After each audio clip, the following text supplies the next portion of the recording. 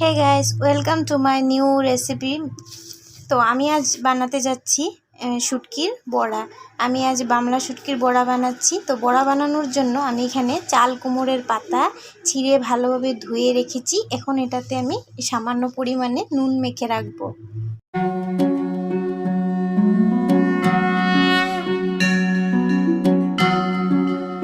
মাখাটা অবশ্যই জরুরি, কেননা নুনটা যদি না মাখা হয় তাহলে কিন্তু পাতাগুলো ছিঁড়ে যাবে। আমি এখানে 1 চামচ পরিমাণ নুন নিয়েছি, সেটাকে ভালোভাবে মেখে রাখছি।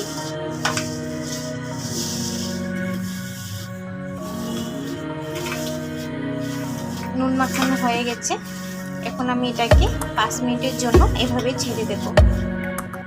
আর এইখানে পেঁয়াজ, রসুন আর কাঁচা লঙ্কা কুচি করে রেখেছি। এই যে দেখতেই পাচ্ছেন, এই যে রসুন এভাবে আমি কুচি করে রেখেছি। আপনারা চাইলে এটাকে একটু থেতো করেও দিতে পারেন।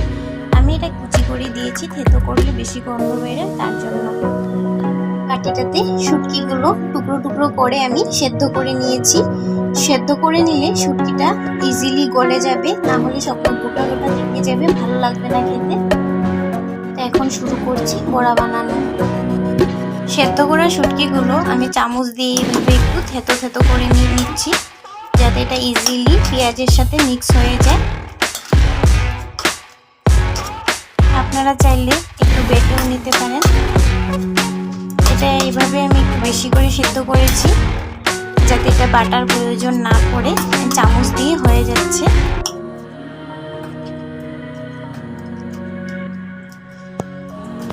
বড়া বানানোর জন্য আমি কড়াইতে সরিষার তেল দিয়ে দিচ্ছি।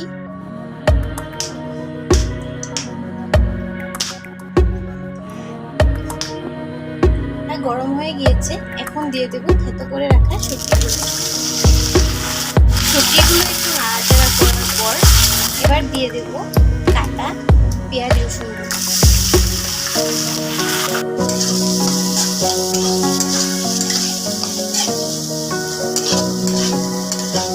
শুটকিগুলো থেতো করে দিয়েছি বলেই পেঁয়াজের সাথে ইজিলি মিক্স হয়ে গেছে। এখন আমি এটাতে দিয়ে দেবো নুন। আমি এখানে 1 চা চামচ পরিমাণ নুন দিয়েছি, আপনারা স্বাদ অনুযায়ী দেবেন। এবার দিয়ে দেবো 1/2 চা চামচ পরিমাণ হলুদ গুঁড়ো।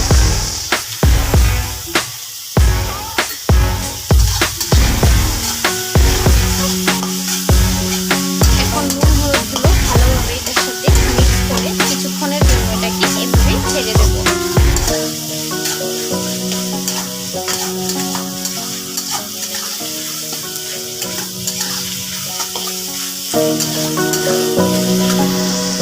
চার 5 মিনিট এভাবে রাখার পর এখন এটাতে আমি দিয়ে দেব শুকনো লঙ্কার গুঁড়ো। শুকনো লঙ্কার গুঁড়ো আমি এখানে 1 চা চামচ পরিমাণ দিয়েছি। আপনারা যেরকম ঝাল খান সেটা বুঝিয়ে দেবেন। যেহেতু আমি এখানে আগে কাঁচা লঙ্কাও দিয়েছি, তার জন্য শুকনো লঙ্কার গুঁড়োটা একটু কমিয়ে দিয়েছি। অলমোস্ট এটা রেডি হয়ে গেছে।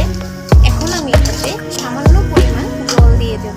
যে বাটিটাতে আমি শুটকিগুলো সেদ্ধ করেছিলাম, সেই বাটিটা ধুয়ে আমি সামান্য পরিমাণে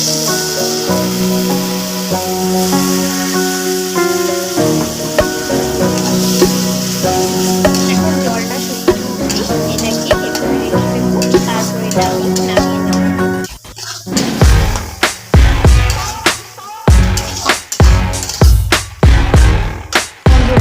শুটকির ভর্তা, লাড়া, চাটনি, আপনারা যে ভাষাতেই বলুন এটাকে, সেটা একদম রেডি হয়ে গেছে। এখন আমি এটাকে একটু একটু করে পাতাতে দেব। পাতাটা নুন মাখানোর পর একেবারে নরম হয়ে গেছে, এখন পাতাটা ছেড়বে না। আমি এটাকে ভালোভাবে নুনের জলটা চিপে ফেলে এটাকে এখানে মেলে রেখেছি। এবার এটাতে 1 চামচ আমি এই শুটকির লাড়াটা দেব। চাল কুমড়োর পাতাগুলো ছোট ছিল, তার জন্য আমি এখানে দুটা পাতা নিয়েছি। এখন এটার মাঝখানে আমি 1 চামচ শুটকির লাড়া দিয়ে দেব। এবার পাতাটাকে এভাবে এক সাইড থেকে টেনে এটার উপরে রাখবো। এবার আরেক সাইড থেকে রাখবো। এবার এই সাইডেরটা আবার দেব। এখন লাস্ট এই সাইডেরটা দিয়ে দিলাম। এই যে হয়ে গেছে বড়া। এখন এই প্রসেসে আমি সকল বড়াগুলো বেঁধে ফেলবো, তারপর দেখাচ্ছি। আমি সেম প্রসেসে বাকি বড়াগুলো বানিয়ে নিয়েছি। এখানে আমার 4টে বড়া হয়েছে। সব বড়াগুলো বেঁধে নিয়েছি। এখন এগুলোকে ভাজবো। এখানে আমি গ্যাসের উপরে রুটি বানানোর তাওয়াটা রেখে দিয়েছি। তাওয়াটা গরম হয়ে গেছে। এখন আমি এটাতে দিয়ে দেব 2 টেবিল চামচ পরিমাণ সরিষার তেল। গরম হয়ে গেছে। এখন আমি একে একে বড়াগুলো দিয়ে দেব।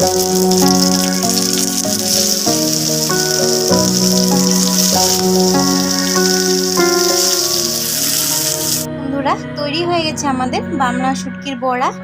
তা আজকের আমার এই রেসিপিটি যদি আপনাদের ভালো লেগে থাকে তাহলে একটি লাইক অবশ্যই করবেন। আর যারা আমার চ্যানেলে নতুন এসেছেন তারা অবশ্যই আমাকে সাবস্ক্রাইব করে দেবেন। তো ফিরে আসছি আমার পরবর্তী কোনো রেসিপি বা ব্লগ নিয়ে। ততক্ষণের জন্য বাই বাই। সবাই ভালো থাকুন, সুস্থ থাকুন।